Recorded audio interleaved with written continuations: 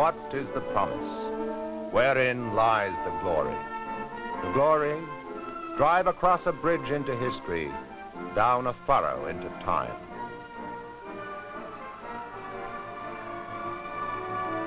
For us, the glory began across the sea, when men dared to dream of a new colony, new world. The year was 16...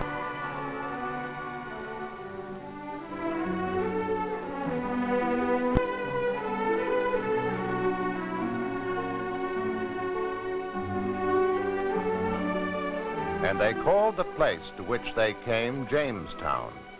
It was a tiny island in the River James, in the land that is now Virginia. These are the ships, and this is the place. See for yourself, and look well, for the glory began here. Among them were giants of spirits, like the bold and adventurous Captain John Smith, though he had led a mutiny and arrived in chains. He had the strength and the faith, and he stayed and saved the colony. Look well and remember, for the glory began here. 104 Englishmen on 3 little ships, carpenters, bricklayers, soldiers, stonemasons, even a barber and a tailor. They came on these 3 ships, and out of their coming was born America. But the miracle didn't just happen, for they and those who came after them slaved in the fields and labored and sweated and built a fort on the bank of the river.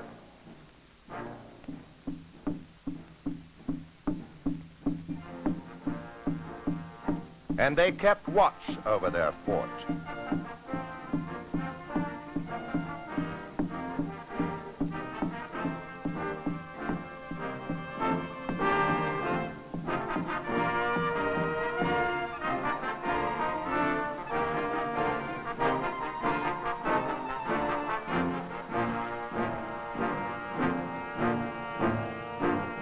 Some of the savages were friendly, and from these they learned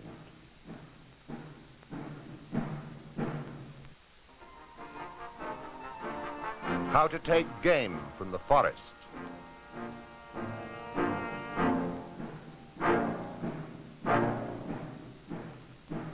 how to grow food and tobacco from the rich virgin land. They even started an industry, the making of glass for export. For every land, new or old, must trade with others. And when the game could not be shot and the crops failed, they starved. Look well and remember, for 700 of the 900 settlers who came in the first 3 years perished, starved here and died. But those who were left had faith in a promise, the promise of a better tomorrow. Tomorrow came back to Jamestown and remembered. From every land they came. Queen Elizabeth II, the only reigning Queen of England ever to visit America, came and paid homage, visited the old fort at Jamestown. And the lovely young Queen and the handsome Prince Philip, thrilled to the part the subjects of another British monarch centuries ago played in the building of America, remembered how this new world broke with the old and how the breach was healed, and how an unshakable alliance was built between the new world and the mother country, an alliance that stands as a monument to the glory that began here. Out of the suffering and hardship of the early days at Jamestown, eventually came growth.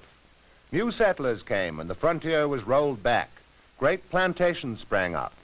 In 1699, the seat of government was moved to Williamsburg. The colony, still ruled by the Crown, grew in strength and in spirit.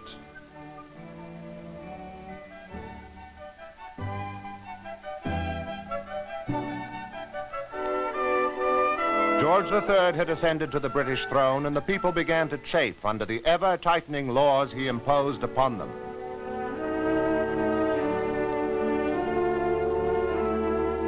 At William and Mary College in Williamsburg, young men studied and learned. Men like Thomas Jefferson lived and worshipped here and thought of the future and prepared.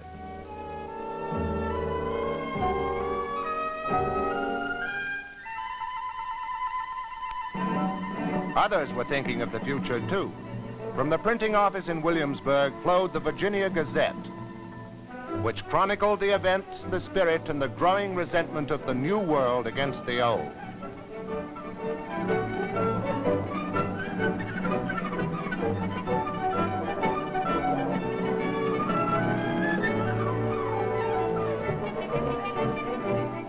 Look well and remember, for great men passed this way. Down Williamsburg's mile-long Duke of Gloucester Street, from the College of William and Mary at one end, past the shops and the stores, and yes, even the taverns, like this historic old Raleigh tavern where plans for a new nation were laid, a new nation free of the British yoke. And at the end of the street, the spirit found its voice in this, the Capitol, where the oratory of inspired men echoed through the House of Burgesses. Patrick Henry stood here and hurled his defiance.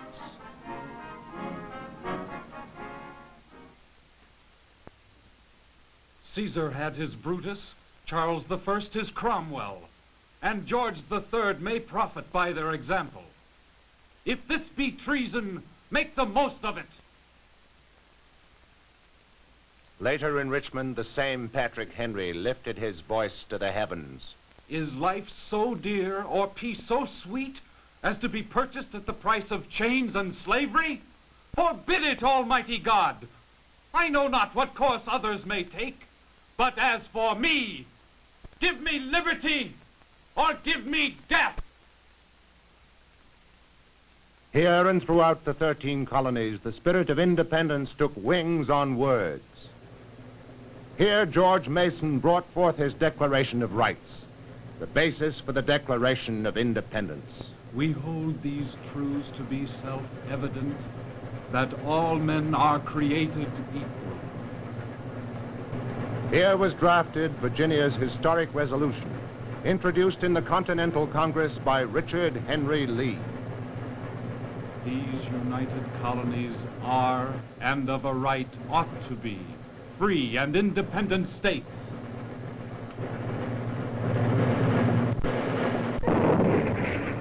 The revolution was on. Up and down the land, the war raged. Lexington, Concord, New York, Ticonderoga, Valley Forge, Savannah, Kings Mountain, and finally, Yorktown. The war came back to its spawning ground, Yorktown. Look well and remember, for there was glory here too.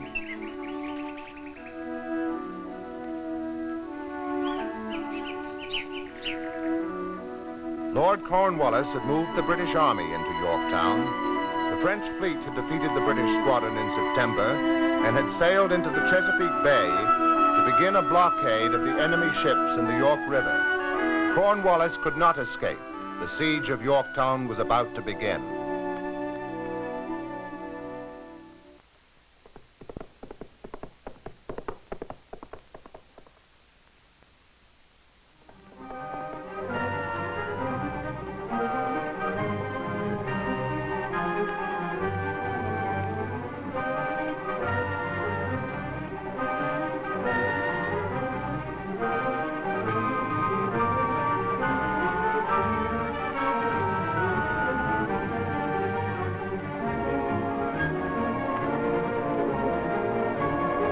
Cornwallis strongly fortified his position with earthworks and redoubts.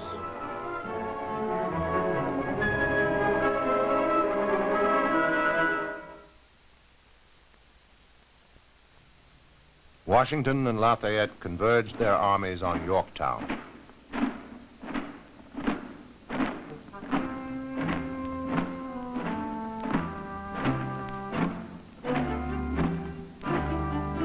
From north, south, east, and west, French and American soldiers marched and surrounded the British. By the 6th of October, the Allied troops entered the first siege line, the French to the left, the Americans to the right. The French began their artillery bombardment at 3 p.m. on October the 9th.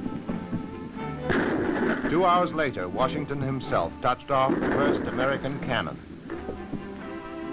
The Allied artillery, firing at point-blank range, pounded Cornwallis's defenses.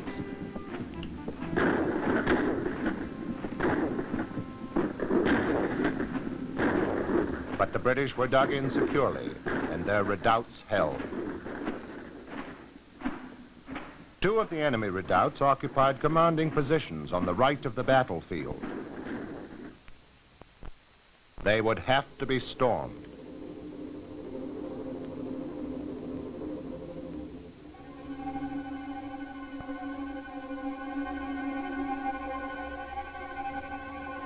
The Allied leaders planned their strategy. For diversion, Washington ordered a feint attack at the left hand of the line, near the French artillery positions.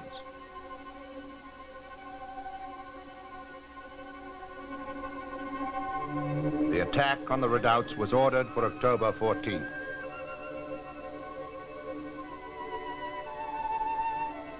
Alexander Hamilton led a small detachment of American troops. They crept up on Redoubt 10 with unloaded guns and fixed bayonets.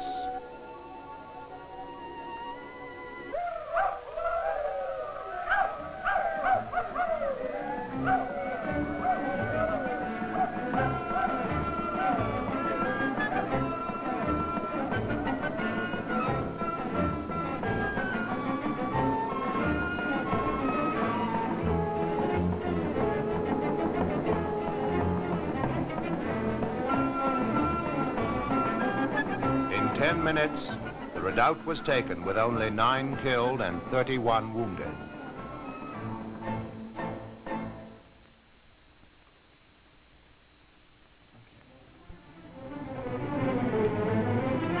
But the British still held Redoubt 9. To the French fell the honor of taking it. They launched their attack.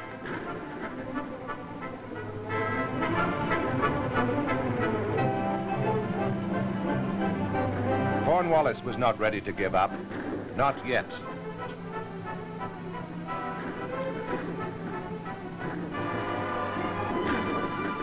The French advanced on the redoubt.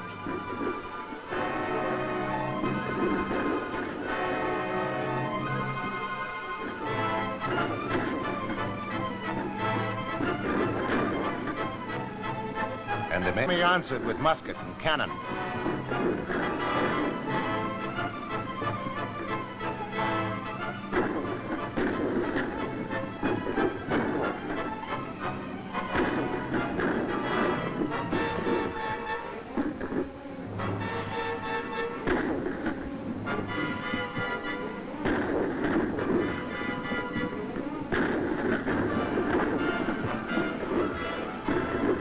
Allons, mes enfants, en avant!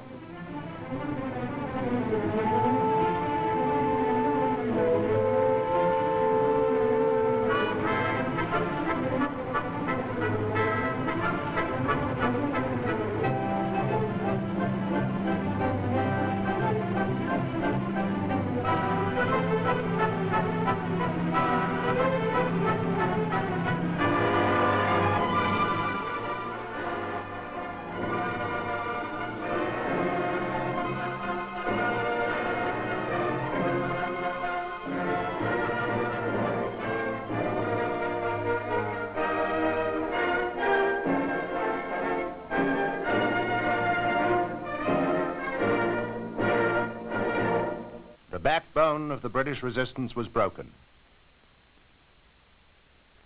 By October the 18th, the women of Yorktown could walk on the battlefield.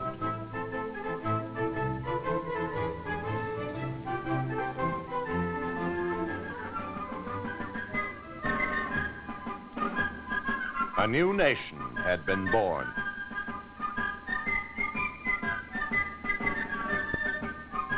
Surrender terms having been signed, the opposing armies marched out under the warm sun of October the 19th.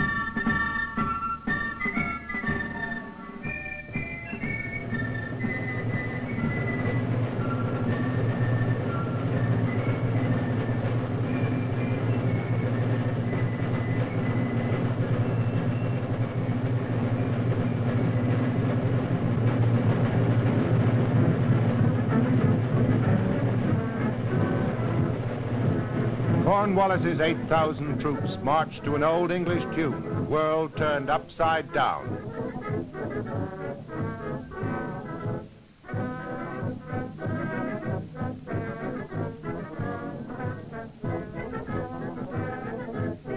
The moment had come. The British laid down their arms.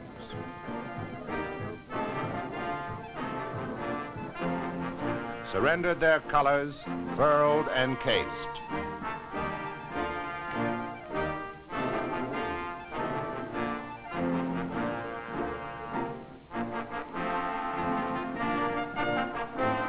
The sword of Cornwallis was surrendered.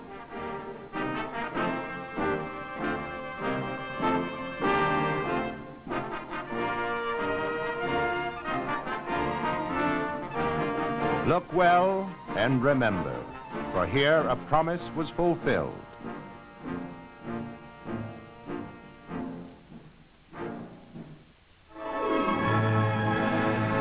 Perhaps you think it's a long way from the battlefield at Yorktown to a 4-H club event. It is, down the furrow of time. But how far in terms of the promise? And how far from the glory? Look well and see for yourself.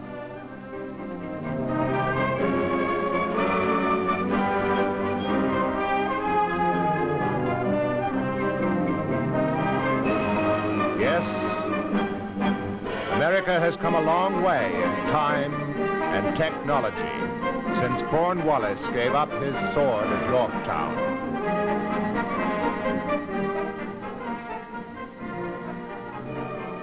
Today we have built a great America of industry, commerce, and agriculture.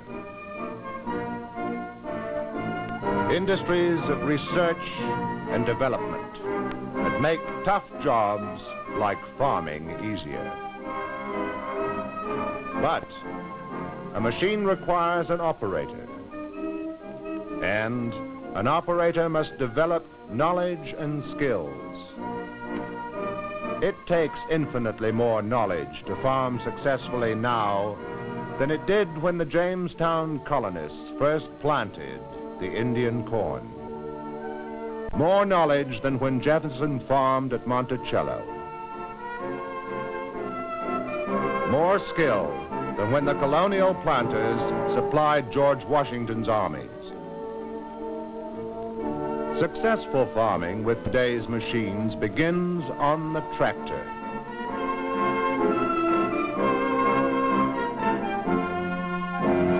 And the best way to learn is by doing. Skill, duty, foresight, and honor. Those are the things that American youth learns in the 4-H clubs. For the youth of today is the promise for an even better America. That they will do the job. That they will make the best better. This is the promise And this is the glory.